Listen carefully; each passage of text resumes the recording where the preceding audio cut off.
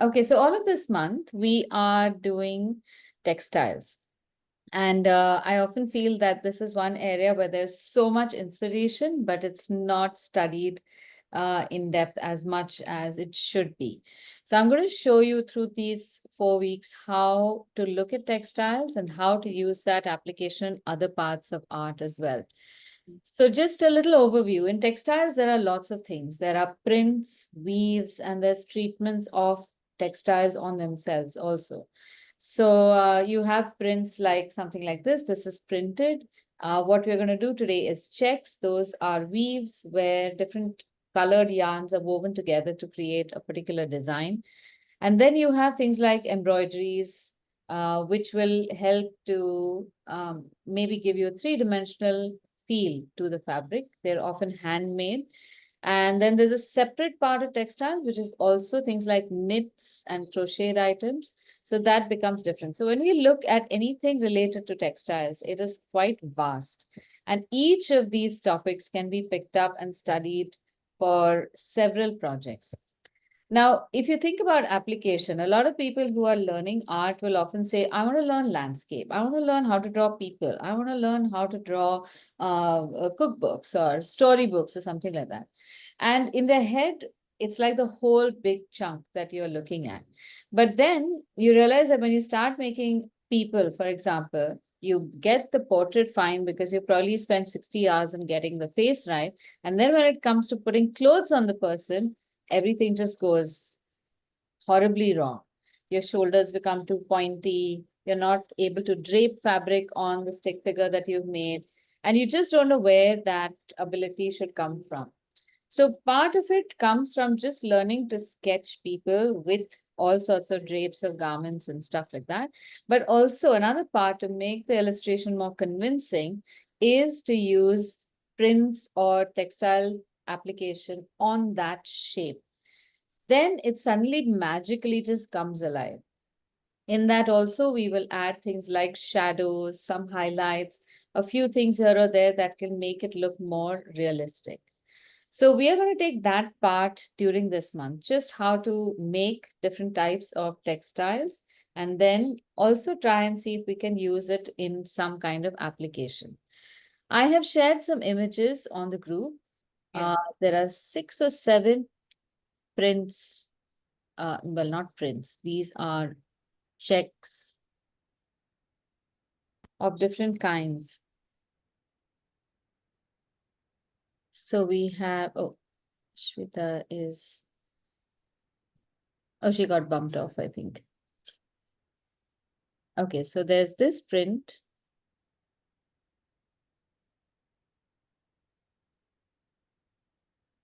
Then there's this, again, just colors. This is a single color print.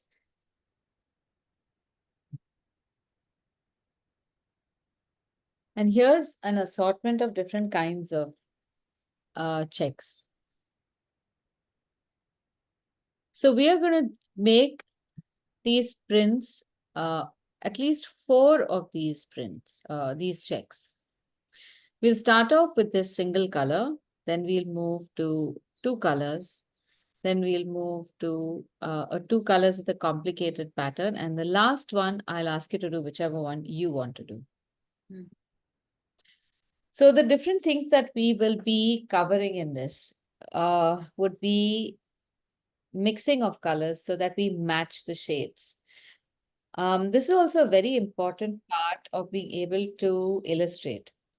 We see a certain sky, but you don't know what colors look like. So what is usually asked of students is sit with your color palette, mix this color and that color, this color and second color and a third color and fourth color, and make this whole color chart. For the nerds in us, that's a great project, but it can be extremely boring and very tedious. But you can do the same thing with a project like this, where the goal is to be able to see how colors behave when they're mixed with each other. Different pigments talk to each other differently, and you need to be able to control what you need. So in the case of the first print, it's a single color. We will try to make that shade and then make the pattern. And likewise with all the others, we are going to do a color matching and then making of the print. In the making of the pattern itself, there will be a certain amount of control of holding the brush and painting with the brush. So that is a skill that we will develop. Then also breaking up spaces into these kinds of even blocks. That's another part that can be taught. It's a very simple logic, and that also helps you in things like visualizing the blank space around objects that you want to illustrate, creating invisible grids. So all of that will get covered. So I will have you make 4 squares in your sheet.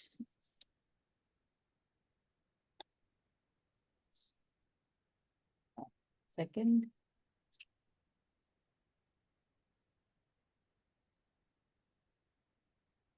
So we start off with making 4 squares about this big. And maybe you can leave a little space on the top, a little space at the bottom. So you can make these squares close together. And before you draw them, first visualize this. Look at where your squares are going to be, how much space you'll need. Now, since I am giving the instructions, I know what I have planned. So for you, I have to tell you what to expect on the page so you can compose your page a little better.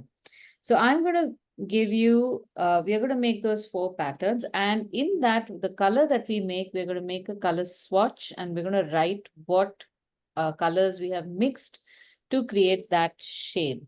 So it'll help if you have about an inch of space on the top, an inch of space at the bottom. So that's about 2 fingers, 2 fingers. And in the remaining space, we make 2 squares. So it always helps to make your squares in such a way that the space between the squares is uniform. So just observe how I'm doing this. I leave 2 fingers space from the top and bottom, and I will start making a line.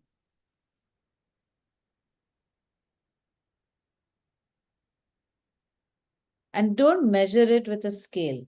Measure it with your hands, use a pencil, or if you've got some kind of tool like a brush.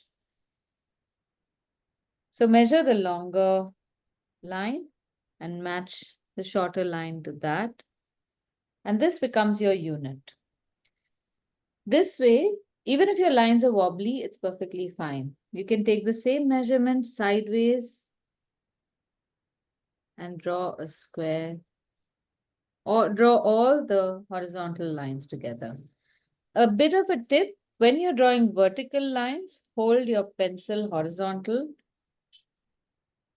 And when you're drawing horizontal lines, hold your pencil vertical. It helps to hold the pencil perpendicular to the angle of the line that you're drawing. It just gives you better control and you can see the line better. If you're trying to draw a vertical line like this, in all probability, you're going to wobble a little bit. One is because as you come to this side, your book will finish. So your hand will fall down and that is going to cause a wobble. So hold it sideways. Don't move your hand or wrist. Just move your fingers and make this line. Once you have made the 2 squares, you can see how much space you have between the 2 squares and try to match that space vertically as well. So there's something about how the eye sees spaces and how it feels comfortable in a regular composition that we can use to our advantage. Even if your squares are of different sizes, the smaller space, which is the space in between the squares, is what the eye will catch. And if those are regular, your picture will look very neat. Now, I have made some crooked lines and I am correcting those lines as I go, making them straighter. But I'm not erasing the previous line because when you erase a line, your brain can't see it. Your eyes obviously can't see it either. And in all probability, you will make the same line over and over again if you erase it. If you leave the line, You know where your line is crooked. It becomes like a guideline or a landmark. And that can help you make the correct line. And after that is done, you can, if you're satisfied, you can take a eraser and just erase the part of the line that you do not want. And do it very gently. Don't abrase the paper too much, because then when you're painting it, sometimes the fibers will make your lines look a little untidy.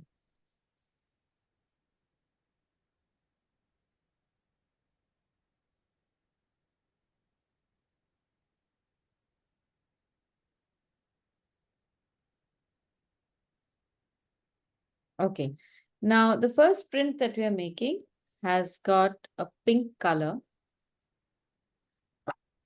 Do you need a minute to finish your squares? I'll wait.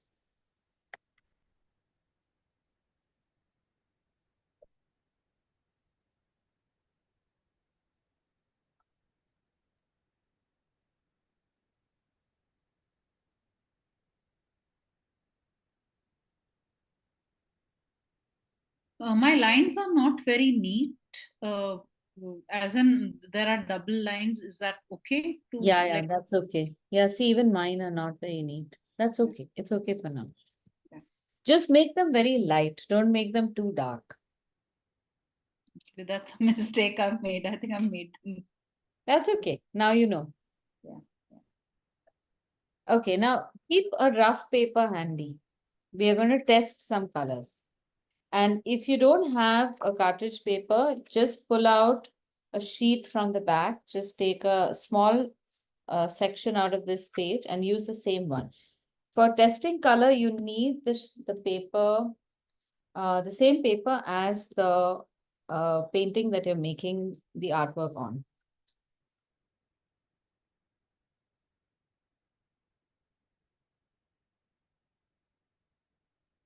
So you get these stacks of cartridge paper, 130 GSM cartridge paper. If you can buy, look for a stack of maybe 25 or 50 sheets, and you can use them even for projects. They're very nice. Or else, every now and then, just take a small sliver of paper from the back of your book and use that to test color. Now, this is a slightly pinkish shade. It's not a very direct shade, and it helps to try out a number of colors to be sure that this is exactly the shade you're getting. Now, it's not vital for the exercise that we have at hand to match the color. We can take a completely different color also and make the pattern. But we're just using this as an added opportunity to learn how to mix the right shade. Now, if you look at it, it looks like a lightish pink shade, and you might be tempted to mix up maybe a scarlet and white to do this. But instead of mixing white, here's one thing that you should do. With watercolor, depending upon how much pigment you use, the color can be light or dark. So if I use a thick pigment, I will get a darkish shade. But if I use a very watery pigment, I will get a light shade. So you rarely ever need to use white. You can do a lot with just adding water and reducing the amount of pigment. So this is how I do it. I will take a little bit of scarlet on my palette. It's this little, not even this big, just this little, and spread it around with the brush very gently. And as you spread with the brush, you will see what kind of shade it more or less makes. Use only the tip of the brush. You don't need too much. And then apply that on your paper to see what shade you're getting.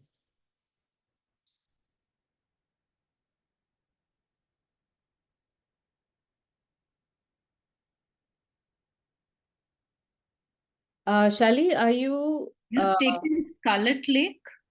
Yes. Are you Yeah. familiar with the names of the colors on the palette? I am not. I have the card here, which I am. Okay. Uh, I'm checking. So 394 Scarlet Lake is what I see. Yes, you can use that. Yeah. Yeah.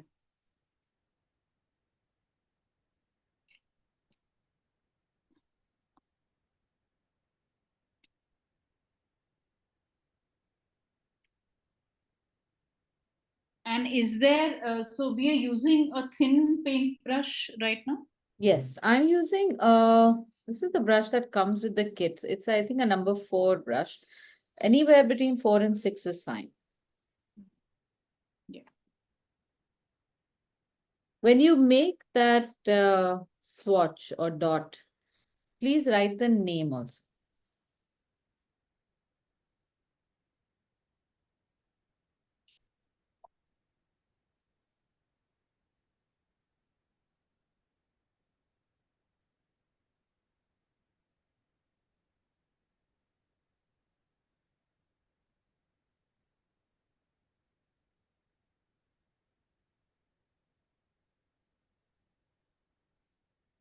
The next one, you can use crimson and just see what shade crimson gives you.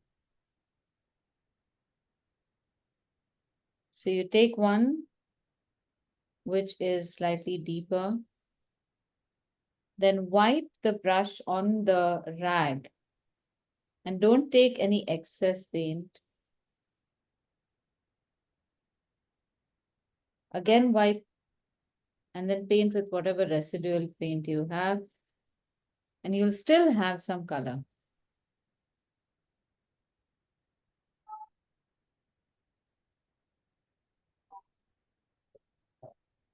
So once you become familiar with how the colors look on your paper, when you look at any shade, and whether it's a reference image or literally outside in the world, a real object, you will be able to break down the colors that you see in terms of the colors in your palette.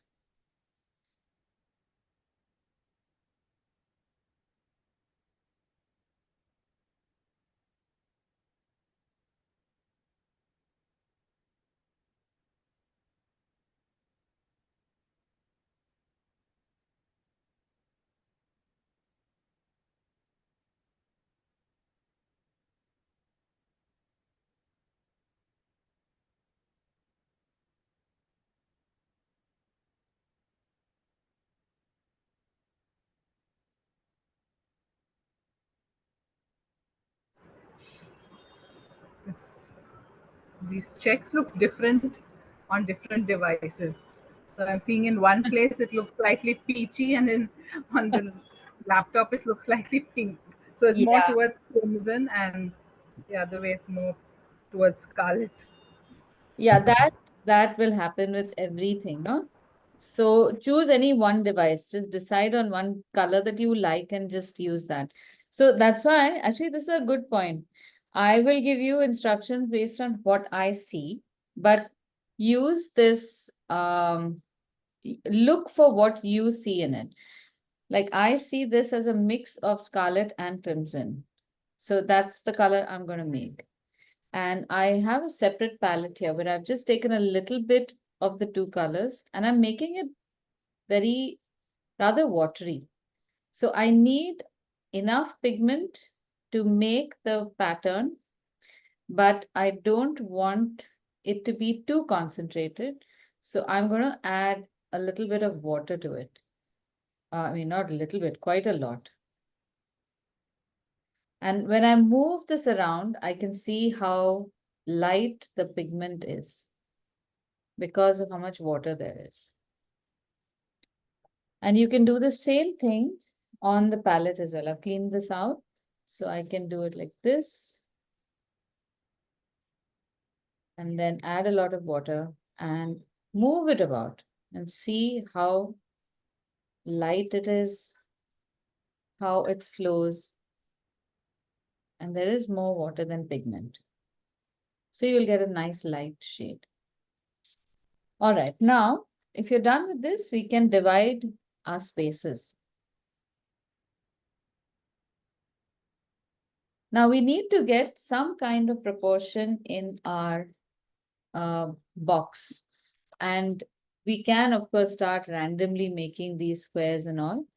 But assuming that our box is a proper square, or more or less that, use your finger to mark on the outside of the box what you see as the center of the box vertically, and similarly center horizontally. So for this, you will have to look at your box from the top. Don't look at it from an angle, because the parallax will show you something else.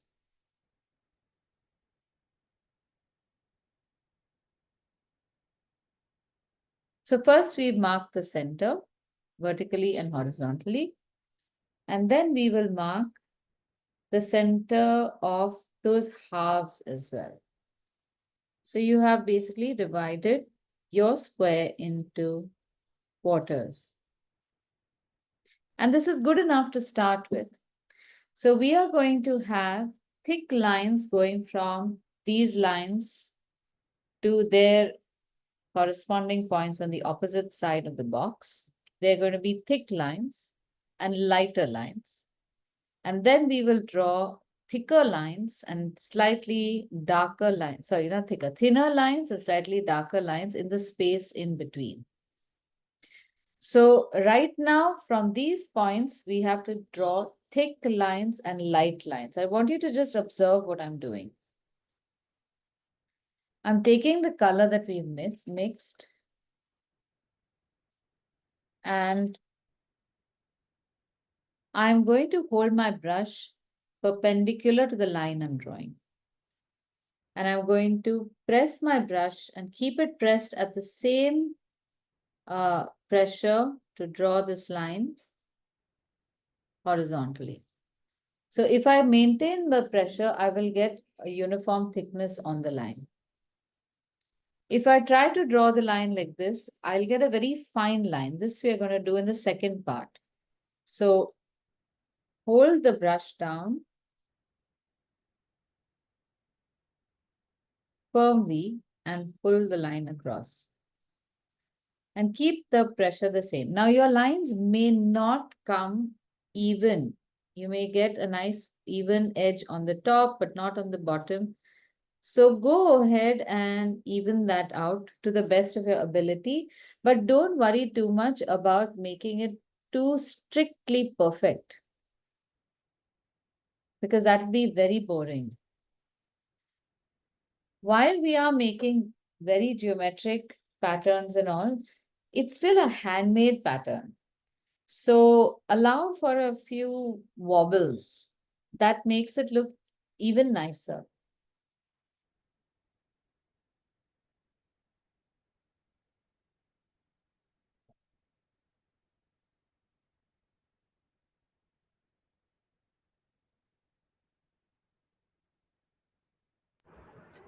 The pattern here is diagonal, but we are going with it straight, right? We're going straight, yes.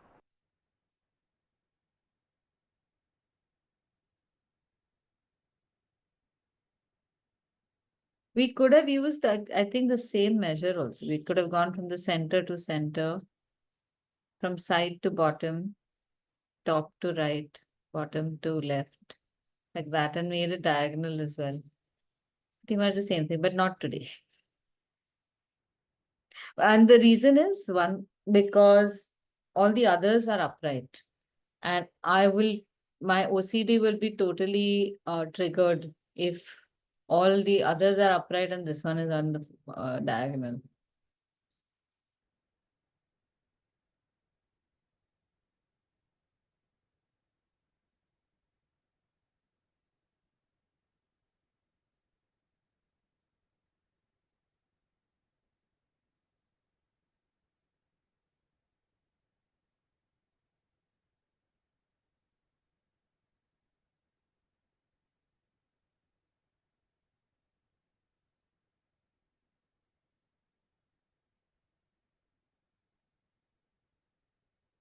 Okay, now while these lines are drying, make that color swatch.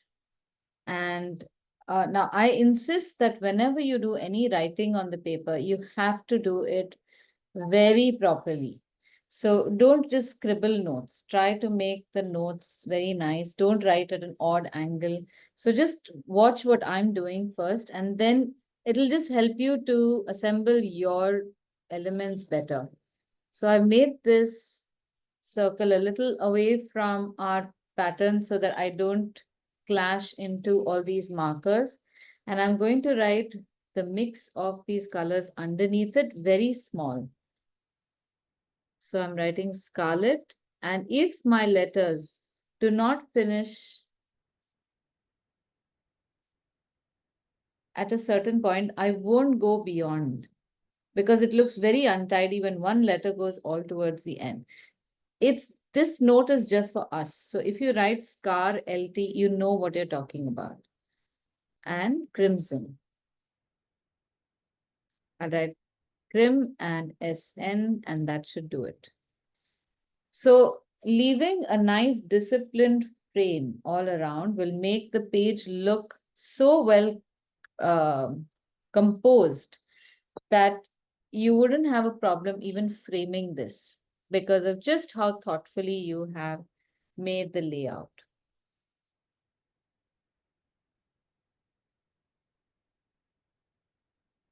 If you're worried about your handwriting, then make a few changes, like write only in capitals, write slowly, write your letters slightly elongated maybe. Instantly, they will look different.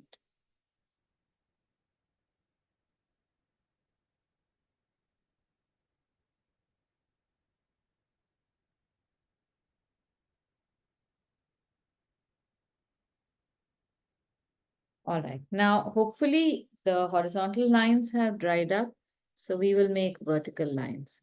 Now the reason I start from the center is even if we have made these markers on the outside, when you actually are painting, it's better to evaluate again whether you are, in fact, you have divided this properly or not. And often it happens hand-drawn squares are not squares. So then your pattern looks like everything is rectangles. So here I'm adjusting this a little bit so that I get an absolute square. And my line has shifted just a little off where I had drawn the quarter mark line, but I have got proper squares in my pattern. And all of this can be done visually. In fact, I'm also going to add a little line to the edge over here so that it looks like this is a square that has been cut off from a fabric. And I have room only on the vertical sides to make this. These adjustments are always necessary. And all artists need to be very quick on their feet, in a way, metaphorically speaking.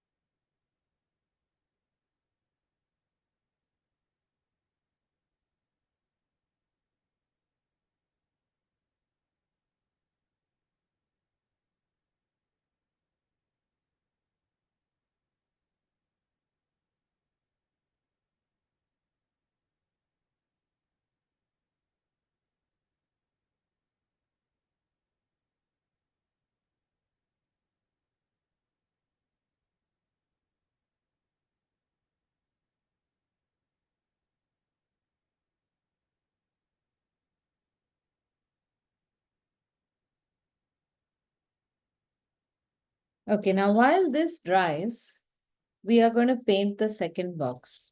And this is a technique that I use because I have only this much patience. I have patience to see something through, but I do not have patience to watch paint dry. So I do maybe one or two things simultaneously. In this one, we are going to go to the first print. the second box, we'll go to the first print, which is the same color mixed with another green. So I see like a watery sap green, but I leave it to you to decide what color you see. The first one color is exactly the shade that we have already. And the second color is a green. So we are going to make almost the same kind of pattern. We will make a fat band over here, or let's mark this also, the quarter marks.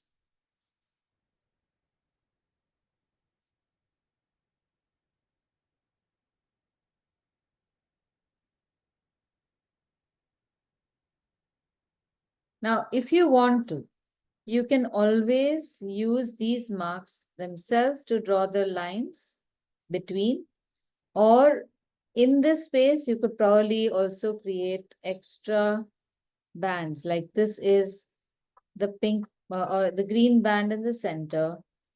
Then there's a pink band on the top. And this allows me to check whether my spacing is accurate. And then I have a pink band at the bottom. And here as well, on either side of my center line, I will mark for a thick band and then a thick band on either side over here. This is an option. So I'm using the other color that I had made over here. It's a slightly less crimson, so I'm adding more crimson to this. And my first line is the pink line over here. By luck, the pattern that we have chosen has got only as many lines as we can make in this. And this part you can fill in with either a flat brush, if you have that, or just use the same brush, mark your lines, and paint this like a box.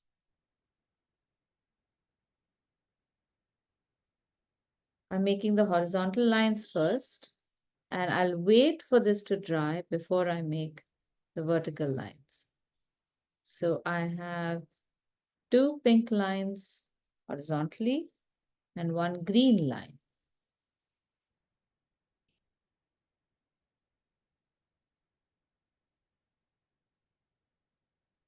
I happen to have a certain amount of green, sap green in my palette, so I'm just going to use that up. And I think a pure sap green might do, but if on your screen you see it's slightly yellowish, then consider adding a little bit of yellow ochre. If you add lemon yellow, there's a chance that your sap green might become too chatak. That lemon yellow is almost fluorescent. I could darken this shade a little bit, but it's okay.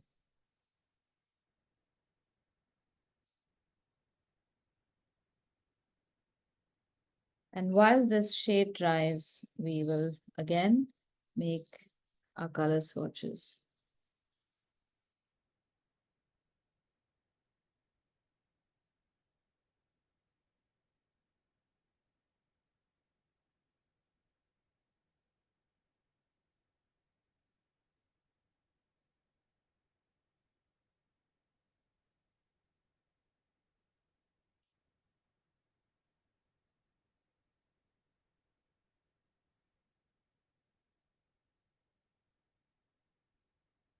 Making these color swatches is also a very good practice.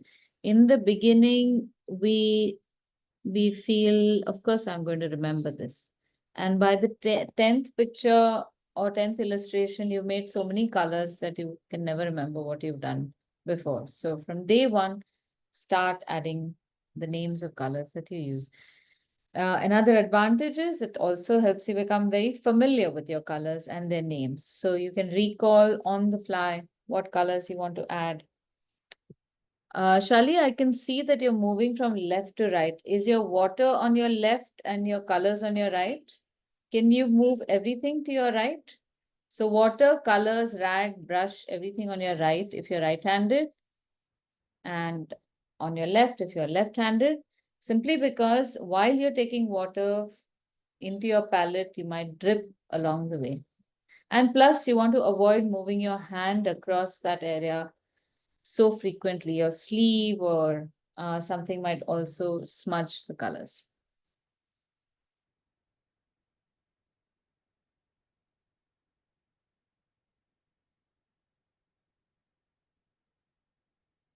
Okay, now while this is drying, you can go back to the other painting.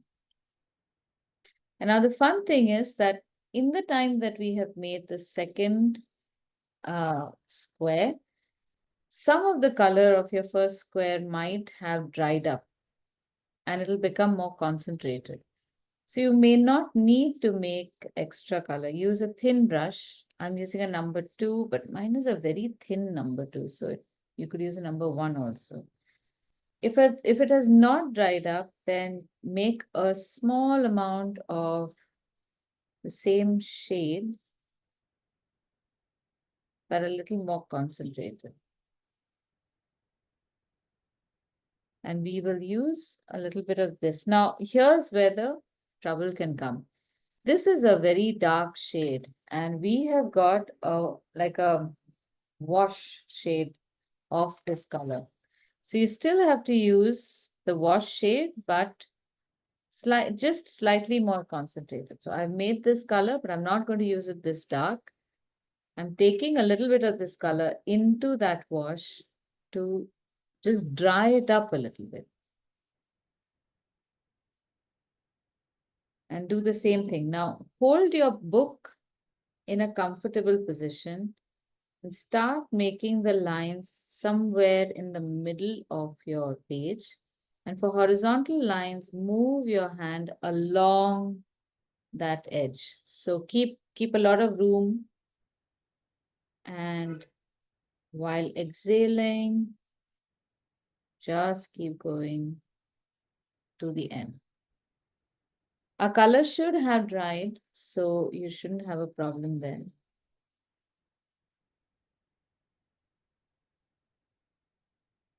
And when you're making lines on the bottom row and the top row, just look at how much space you have left from the thick line to the thin line below that and leave about the same amount of space. It may not be right in the center of this block. It may also, may not also. This should dry very fast. So we should be able to do the other side quickly, but check that your second square is not too wet. Otherwise, turn your book around in the other direction.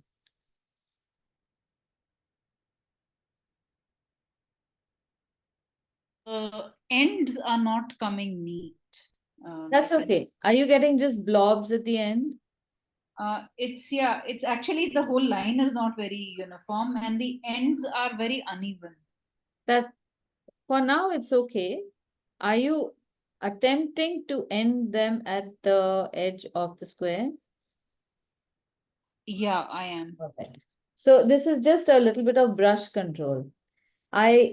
I've been doing this for 30 years, so it's expected. But look at this. I have a little bit of an untidy edge as well. Yeah, yeah. So let it be. It's okay. It'll look fine. It's not the biggest thing. And sometimes you can make that the feature, even having untidy ends. Sometimes some lines might end out a little more, some might end out a little less. It looks like maybe the frayed edges of the fabric itself. That can also be an effect.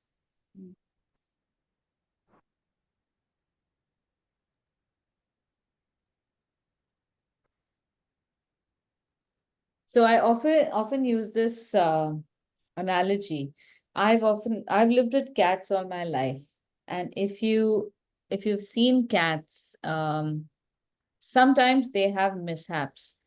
They will fall off chairs but when a dog falls somewhere, they look really goofy. They just they look very helpless and cute.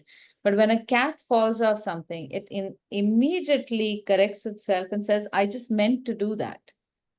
It has this whole air of confidence that You think I fell, but I always knew I was going to do that. So that is the confidence you need to have in how your art turns out. In the beginning, what looks like mistakes, when you see many artists work, you feel, are they doing this deliberately? I could do this even in my first class.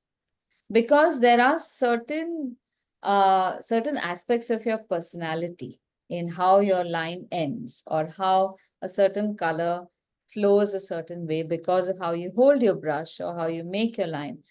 That is very characteristic of just you. So instead of negating it because it does not look like how it is expected to look, you can just keep it as, okay, this is how I can do it. It's not wrong. I'm sure there is an application that we will find where you will say, okay, I know this is very easy for me. So when you say they're untidy, they're looking untidy right now because the expectation is to finish on the line. But it's okay. It will, if it is consistent, that will look like the intention for the piece. Even I think the strokes are, they are a little, what do you say? It's seeming just a ruk ke aaya hai. It's looking like that. It's not. There could be a couple of reasons. I could help you out with that. Are you painting it steady in one shot? But the hand is not very steady. Right. So are you stopping and painting it? So what is happening is when I'm painting it in one stroke, parts of it are still, like part of it is thin, part of it is thick. So I need to kind of paint on that. Like unlike you where it went in one stroke, here it's kind of going in. That's okay. You can do that. That's fine. So you can go back over the entire line or just that small part. Yeah. So that's fine. That is just a skill issue. You're still figuring out how much is even pressure, and you won't get it on day one, but you know that you got maybe 50% of the way you got fine, and then maybe you let go of pressure a little bit, and then maybe it became a little thin, so you can adjust it. That's okay. All adjustments are fine. Sometimes if it looks a little, it might look dark on one end and light on the other. That is probably because you have adequate pigment in the beginning. So you start off with enough and then you run out of pigment because that is on the paper, and then you have a light end coming to the other side. So in that case, take the same amount of pigment and this time make the right line from the right to the left. So where it's like this, where one is dark, there you will get the light shade and it compensates for the other side. Also in the second, sorry, please continue. The second square, it felt more, the green line was narrow at one end and wide. I don't think the markings were right. So you're saying that your lines are probably not parallel. Is that it? Parallel, yeah. Okay. Again, that is just how you have, that's why I said when you're when you're painting, recalibrate and see whether your lines are parallel or not. But it's okay. Now when you make the vertical lines, this time, every line that you're making, just see that it is parallel to the previous line. Yeah. Okay, let's try making that second one now. I had a query about the thick lines. Aditi, you talked about using a flat brush. I don't have one, so how do you get the thickness right across? Yeah, I made an outline of the rectangle and I painted it. Okay. I'll show you. Yeah, we have some more to do again. Yeah. So the same thing, I'll do it here. Now again, I'm making this, the markings that I've made are looking too wide. So I'm painting from a little inside. The center section is pink, no? So I'll mark this, and maybe you can also use a thicker brush to paint. You can use a thicker brush to mark the whole box also. Now this part, when you're painting, just make sure that you paint briskly. And it's almost like a wash. So you will, I'm going to talk about pull the paint across, like we do with a wash. Yeah. Okay. And pull it quickly enough so that it does not dislodge the paint at the bottom. So don't press the brush too much. Just glide your brush on the top of the surface so that you are directing the paint over that area very gently.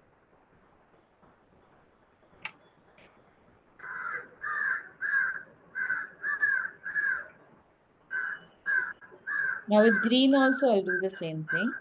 And now, Shali, to see this, to your point.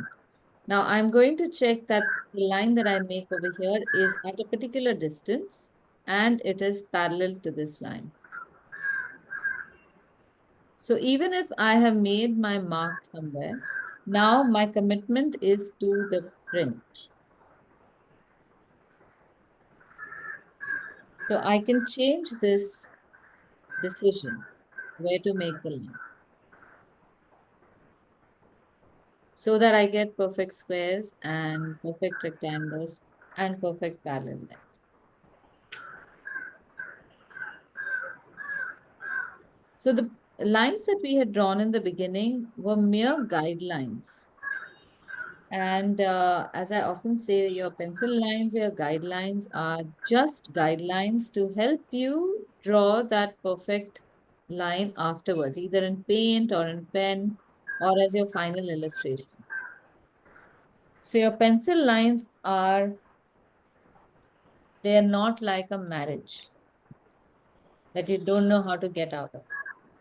They're there only to generally show you where things are. But your marriage is when you make that final line, which you can always check based on the guidelines. That is a final commitment.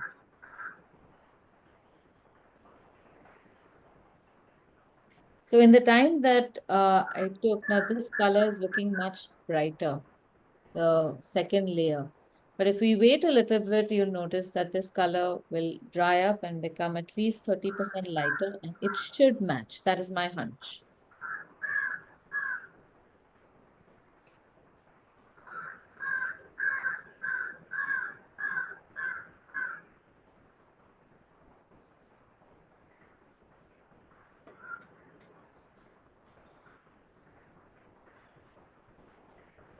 Okay, now I want to show you, after you're done, tell me, because I want to show you how to apply this. It's all well and good making a pattern like this on a flat square. But let's think of putting this onto something. Let's say we take a can or a cylinder of sorts. The cylinder is made using an oval top, flattened oval for the top,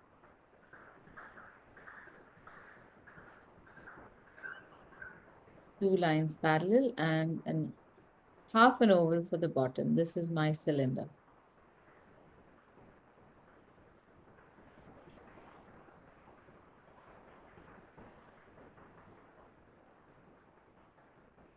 Now, I want to put a print like this, a checkered print like this on the cylinder.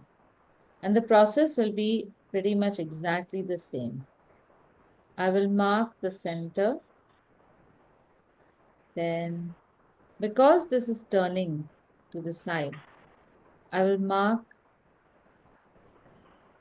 two lines on the side, and then the next lines will be slightly closer. I'm just doing this visually because as you go towards the side, the lines become closer and closer together to show you 3-dimension. So I've just kept the markings on the side just a little closer, but equal on both sides. Then on the vertical, I will mark at equal distance. And that will be the distance between the center and the first markers on the side on the vertical measurement.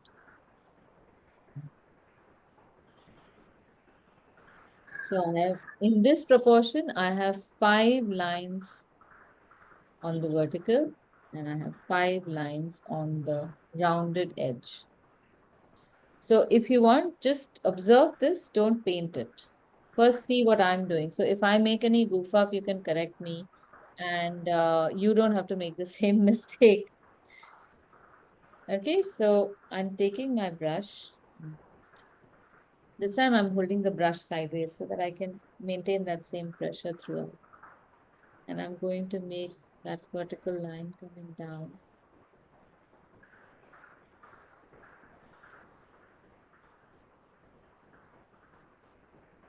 As you can see, I am also going over the line so that I can get the right thickness.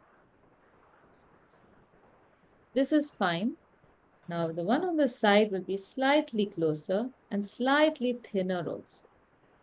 If you can make that visually, fine. But if you can't, actually, no, you will be able to just make it slightly thinner than the one on the side.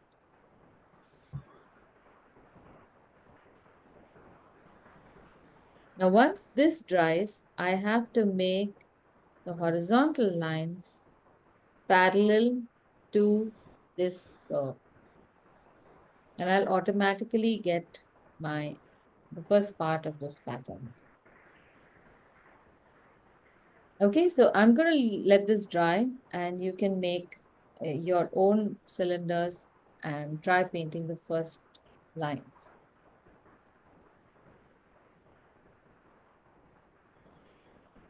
Every time you mix the color, scarlet and crimson, you need to make a swab to see whether it's matching. Well, for matching, if you are matching, yes, it helps. But you know where this okay, let me give you some gyan about the matching thing. We hardly ever use anything that we need to match color to. Usually color matching is done when say for example, if I have been commissioned to make a print design for a textile company, and I have been given certain color swatches, and literally a Pantone color swatch. Then I need to know what colors I need to put together to get that accurate shade, because eventually that is the print they will print in reams, and then they will know what color paint to order. So technically, I need to show them how their finished product is going to look, because their entire backend is dependent on that. The other place where you will use color matching to some extent would be for something like portraiture, or maybe when you are painting flowers or something, you want to get it close to the flower that you're making. But for the most part, we come to about like a, not even an 19 I often say we come to like a 15 closeness to color. However, the practice of making these color swatches starts training your eye to see tone. So tone is whether it's a warm tone or a cool tone. We usually do get a sense of it, but it's always comparative. If you just see a blue in itself, you might not be able to say whether it's a cool tone or cool blue or a warm blue. But when you see two blues together, you can say compared to this one, that one is slightly warmer or cooler or so on and so forth. But when we start doing something like this, when you see a color in itself in isolation, you can start telling what its tonal value is. And then that helps you to combine it with another range of colors to match the tone one way or another. So this is just like one of those things that the more you do of, the more familiar your eye starts becoming to the nuances of color. Because also what I'm noticing is when it's drying, like some of it, it's the same color, but the shade is different. Like in the thicker shade, it's come to a darker shade. So either the crimson was more or the scarlet was more. Yeah. Or perhaps water was more. Yeah. So it won't be darker if the water is more. It Mm. will be darker if there's more pigment. Yeah, yeah. That will happen, yes. However, many watercolors, after they dry, they become lighter as well. Mm. And that's the beauty of it. That's why then when you layer it, you can enrich one layer on top of the other. So it becomes very, very nice and deep over time. So even that is something you start getting used to. When the paint goes on paper, it looks very bright. And then half an hour later, when you look at it, everything looks washed out. Mm. I have myself in the beginning discarded so many papers and beginning thinking that there's something wrong with that, with the paint. For me, the the thicker swatches, the thicker square, Hmm. that's actually some test, because I it would be another pattern, of course, as you said, that maybe some other. So between the second and third line, I've Hmm. been able to get the same distance. Okay. No, that's fine. That's okay. You're probably still just getting used to gauging distances on paper. Yeah. That is also something that the eye learns to do. So it'll take some time. Tell me something. When you are painting, are you holding your book down with your left hand, or is your hand doing something else?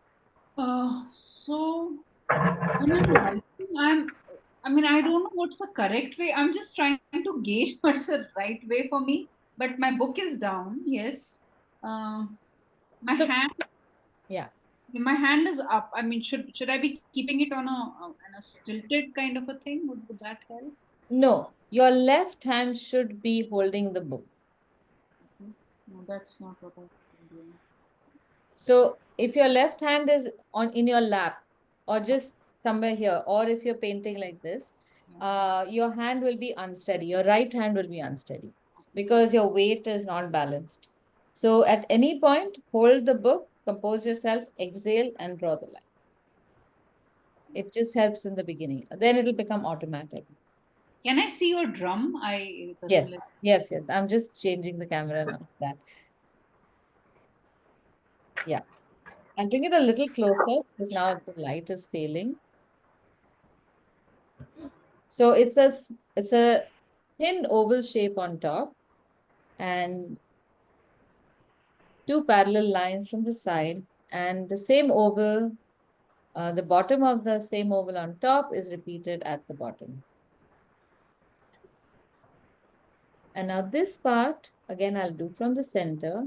You can, if you want, if you're not confident of your ovals, you can make a dotted line to follow. And when you're making this line, you can make sure that it is parallel. You don't need to make a full line there. Just a dotted line is good. And also this is, work it as a guideline so that once you make your first line, horizontal line, and you make your second one, you'll know how much distance you need to continue. So if your pencil lines are not at the same point, adjust it. Make your final line, your painted line, at a different point.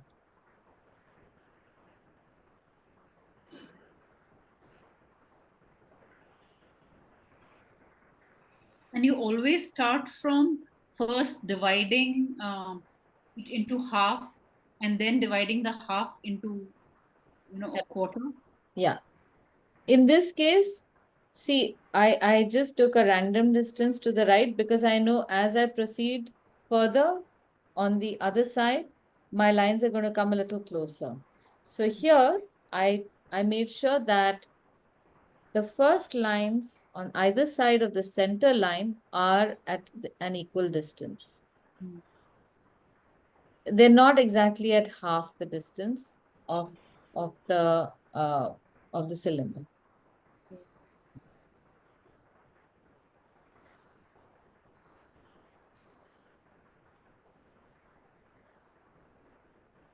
Now, just for kicks, I am going to mix these two designs, and the second lines that I want to make in between this, I'll make them in green, in a nice deep green. Once this is made, the second part will be very easy.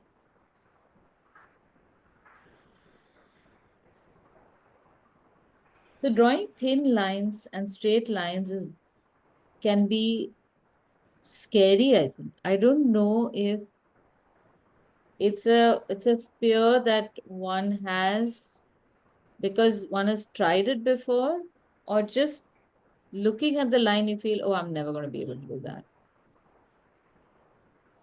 So it's like in yoga, and when I go to yoga class and I see something my teacher is doing, I just reject it and I'll just say, oh, I'm not. Why should I even bother trying it? I'm not that flexible. I'm never going to be able to do it. That's the hardest thing to do. But when I attempt it, I realize, okay, I may not be as flexible as her, but I'm 60% of the way. So you never know until you try it. So the straighter lines, like I said, try holding your brush sideways. But the curved lines can be a little bit of a challenge. So change how you're holding your book and maybe break the line. So make half, a little bit of this line, then make it again. Change your grip and just connect it carefully and draw it. If you want, again, at this stage, make a light pencil line running across to give you some guidance so that you can make a longer line. I also see that you're holding the brush at an angle. Like, is that As opposed to upright? Up. Like this is how it has been holding. You can hold it upright also if you want, but I think you get a better grip holding it sideways because your hand is comfortable, no? When you hold it upright, it's fine to make certain details, but if you hold it sideways, I think the difference is that this has a smaller surface area for your hand to rest. This way, your hand is much more relaxed and you can draw it better. But I think that could be a personal preference. I'm also realizing that a lot of the way in which I'm organizing my space is either supporting me or creating some kind of a friction. Okay. Like even Tell me. what you mentioned about the paints, I realize even around, like I do need, so today it was a bit of a hurry and I got the material together, but I do need things to be excuse me, organized a certain, at least for me, this is perhaps just me, but organized a particular way because yeah, it's somewhere either supporting or not supporting me. So I'll tell you my general rule is I keep my hands apart like that and in the front. That's how much space you need.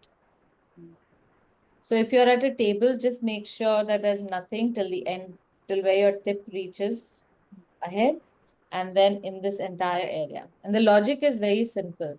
You should not have to go all the way far away to get anything. So keep your pens at arm's length distance, because when you're picking the pen also or paintbrush or whatever, you don't want that to then fall onto something else.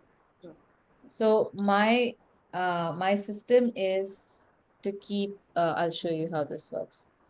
So my water is at arm's length distance because I don't want to topple it. Oh, sorry. So this is where I'm sitting and it's still comfortable washing it and bring it here. If I had it too close, then I'm afraid that I'm going to tip this over onto either the laptop or on my artwork. Then this is the water. This is my palette. This is another palette, my rag over here, and I applied paint here. So there is a lot of distance over here as well. But I like to keep this distance so that I can then rotate my book and I don't have to go over my artwork or sorry, over my art materials. And the rest of the stuff is kept in jars like these. So I put back my brushes upright, my pencil and everything is in these jars. Color pencils are in these jars, and that is even further away. I can lean forward once to take the brush that I'm going to use, and then I do this, and I will often keep it over here, never in the water. So you never keep your brushes like this, because that will destroy the tip of your brushes. You always wash, wipe, wipe on the rag in a backward movement. You can keep your brushes on the rag also if you need to, but never dipped in the water. Okay. Thanks so much. I think I should just make a video of this. Yeah, yeah. No, I think that's very important because Yeah, I'll do it. I'm realizing just this. It's about orienting and settling to even the space. Yes, yes, it does. It helps. It just helps. In time, you will figure it out yourself. I have always, I think till 2014, that's still 10 years ago, I always worked on the dining table. Through my childhood, then through having kids and everything. And then I hated that I had to clean up the dining table. And I said, the one goal I have in life is one day to have a studio that I can leave stuff wherever it is. It does not have to move. And then I realized that this is the management that works best for me. So only a few things get substituted. So instead of this watercolor kit, I might get another kit, but the placement is right here. So when I do calligraphy, then my inks will come over here and my watercolor kit goes over there. So everything moves around only in this part. And yeah, just in so much space, I can house everything. Actually, this is for you, because you've been doing it for a long time, perhaps it's transparent, but for me, I realize it's in some ways learning how to hold the brush also is a skill. But no, I completely anticipate that. This is a new skill. It doesn't come as easily just because we are used to holding a pen. Yeah. It to assume that we will be able to draw sometimes can make you feel that when you draw it, why isn't it coming? So I would say it's not that tough either. If you can hold a pencil, you can draw. What you draw, however, is dependent more on what you see and what your brain is telling you to draw. So there's a completely different theory that I have about when you learn to make art. Your hand can do a lot of stuff, but so far it has worked only on logic. It has worked only with one pressure, making only small strokes. And now you have to tell it, we don't want to do any of that. We want to do something completely different. It's not necessarily logical. We don't have to have pressure. The brain does not have to think when we're doing this.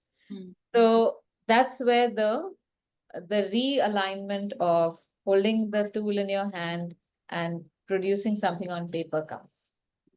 Also, I'm noticing, I mean, when you were saying alignment, I said I have been holding my breath. I have been, it's almost like right. So yes. there's that part also, which obviously is then tightening the arm. Yes, it does. Yeah.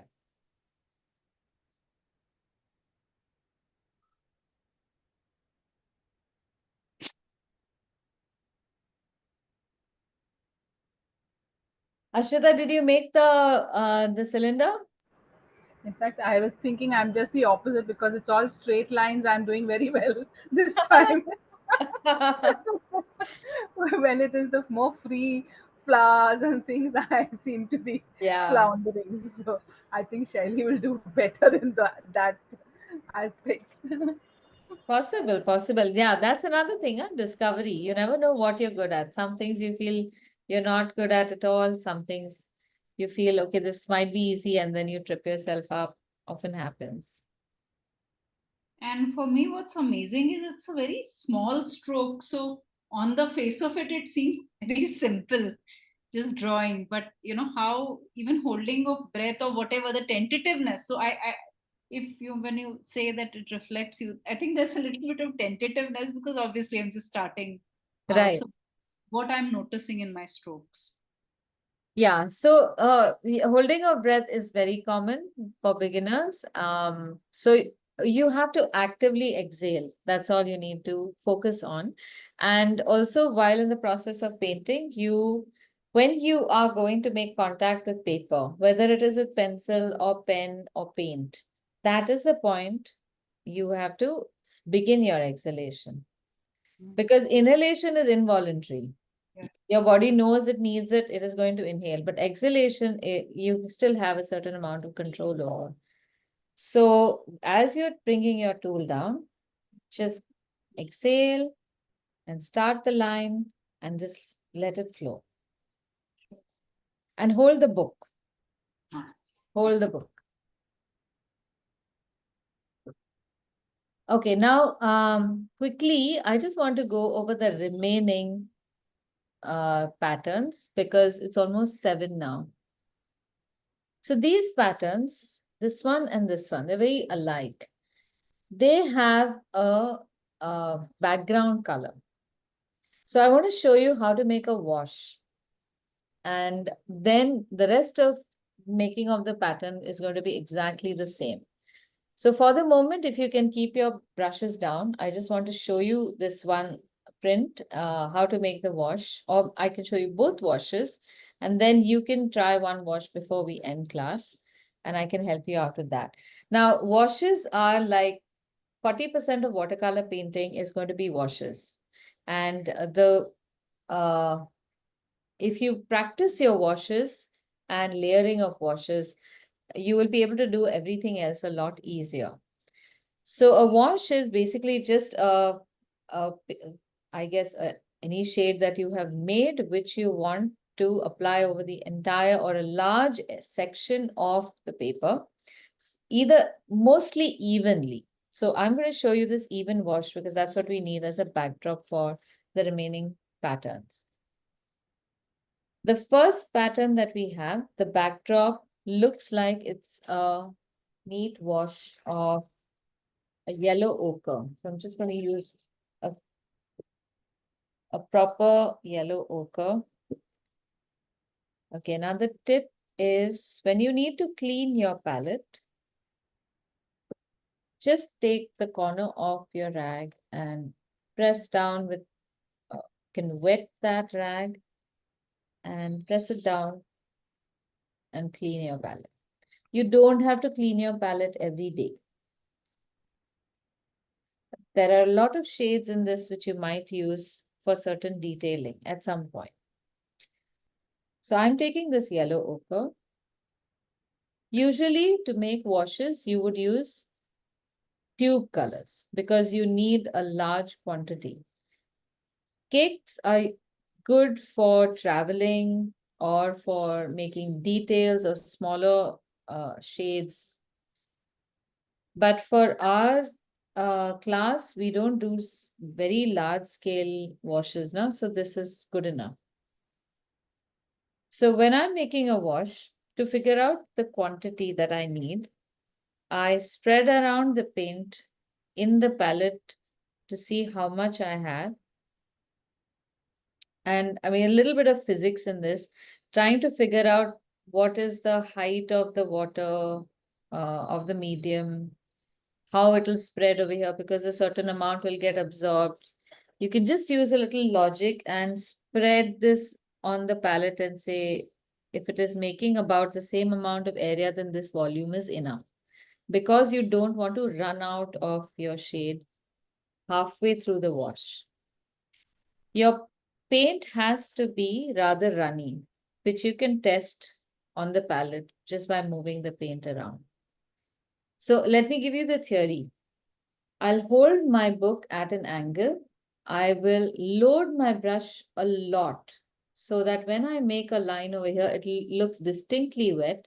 And because I'm holding the book at an angle, the bottom edge of that line is going to look like it's going to drip down. It won't, but it'll look very heavy. Every time I apply paint, my brush gets drier and drier. So I'm going to load the brush before it goes completely dry. Okay, so I'm starting with a very loaded brush. You will see at the bottom the color is collecting. And I have to keep that line active. So long as that color is wet over there, it is not settling. So I can come back into this space with a new pigment or the same pigment, and I can continue painting without any patches. When watercolor pigments settle on paper, a patch is ready. If you go over it again and you try to fiddle with it, then the new color pigments disturb the old color pigments and you can say goodbye to even painting. As long as it is wet, you can do whatever you want with it because it's active. So as I'm coming lower, I'm going to take a little less paint because when it comes all the way to the bottom, I want it to neatly finish without a blob. And this blob that I have got on the right, I will remove by wiping the same brush and then using the tip of the brush to soak up the excess paint from the corner. And now leave this to dry. So holding the book at an angle is crucial. If it weren't a book, if you were working on a large sheet of paper, you would have kept it on a board or taped it on a board and still pulled it at an angle. Because if you keep the book flat and you try to make this wash, the color is free to run wherever it wants. You're not in control. When you hold it at an angle, you're in control of the bottom of the line, which you are guiding right to the bottom and giving it space, literally giving place for the pigment to settle down. Okay, so once this is dry, the rest is the same. I will use one particular color to make the vertical lines, which are dark lines. Maybe the same yellow ochre with a little bit of burnt umber. And then darker lines, which could just be a black or, yeah, I think a gray-black color will also do. So here's this color. And then I will show you I'll show you the mix of the other colors. So there's no mystery over there. I'm just mixing a small amount. Yeah, I think this should be good. So that is yellow ochre and burnt umber. And the last part will be black. Usually I don't like to use black in isolation, but in this one, maybe we just can. Oh, and there is a very thin stripe of crimson running in between the squares, which I can draw later. Yeah, so this will be yellow ochre.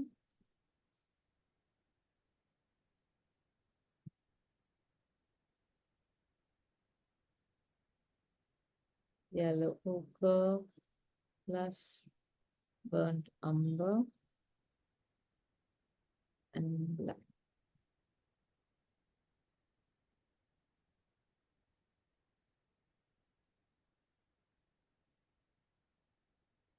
Okay.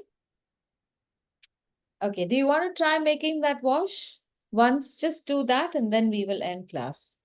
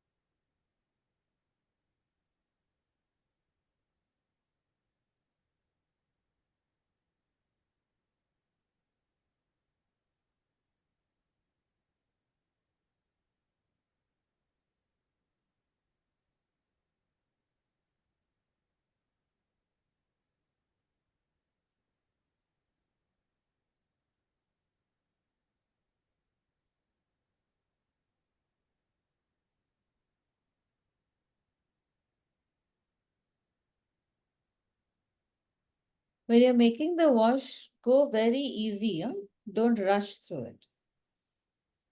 If you have made the medium nice and liquid, you shouldn't have a problem.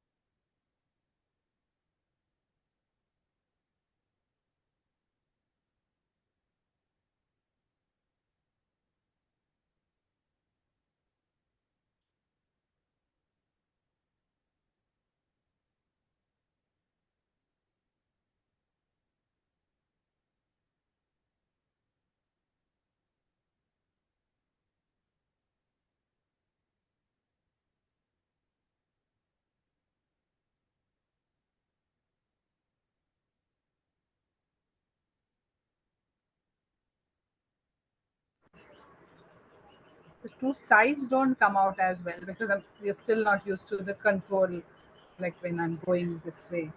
Okay. So are you going left to right and right to left? No, no. I mean, just that when I begin again the next line, so there's a one side is jagged. Yeah. Ah, right. Okay. But what about the center? Are you Center's fine. It's fine? good. Okay. I mean, Okay, good. compared to all my past attempts, this one is Okay. quite good. Okay. Good, The good. other Okay. color is raw amber. Sorry, no, burnt umber. This one is yellow ochre and burnt umber.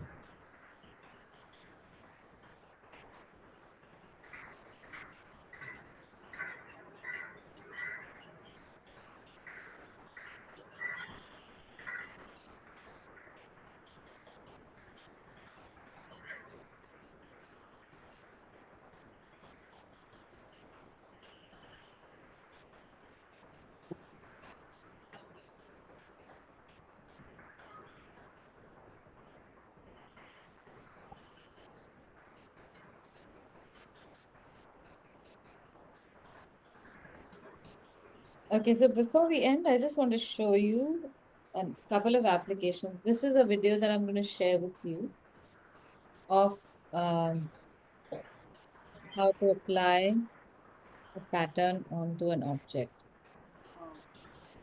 So in this case, you'll notice that it's getting a 3D look because of these shadows. Otherwise, it's very flat.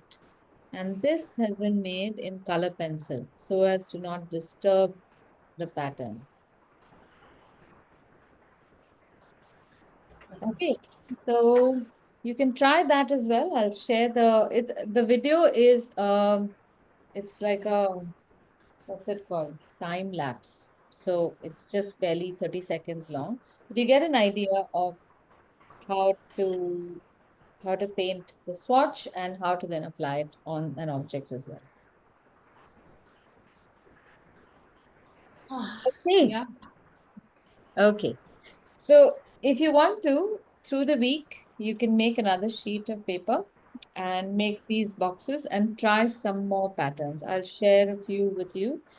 So this exercise, like I told you, it's an excellent practice for mixing colors, studying, or just learning about color combinations, what work, what don't work, and also studying your hand. So you'll be able to draw lines a lot better at the end of this.